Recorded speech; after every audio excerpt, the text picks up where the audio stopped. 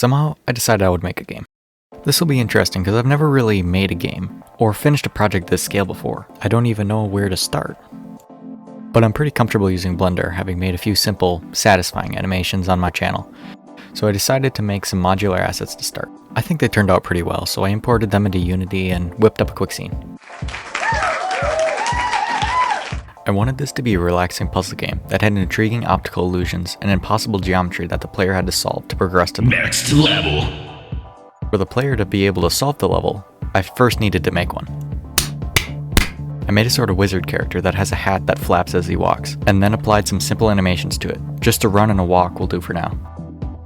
Now that I had a character, I needed to make him move so that he could complete the puzzle we made for him.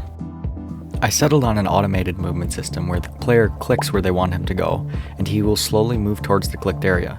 This works by looking at all possible positions next to the position of the player, then checks if any of those positions is where the player clicked. If not, then it moves on to the next closest position and repeats the logic until the clicked position is found.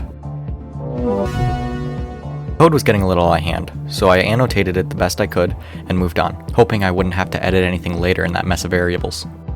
Now to make the other objects move so the player could actually get where they wanted to go. I did this by generating an infinite plane and cast a ray from the camera at the plane and then made the object rotate towards the intersection of the plane and the camera ray.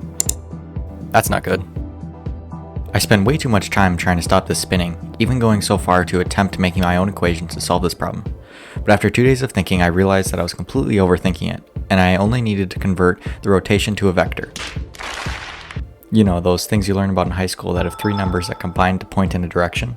So after some simple math and a few code edits, I finally had it working. So far, this character doesn't have much personality, so I'm going to add some question mark to be displayed when he's confused, and an exclamation mark for when a new path has been discovered. I think that's all I'm going to do for this video, so subscribe if you would play the finished game.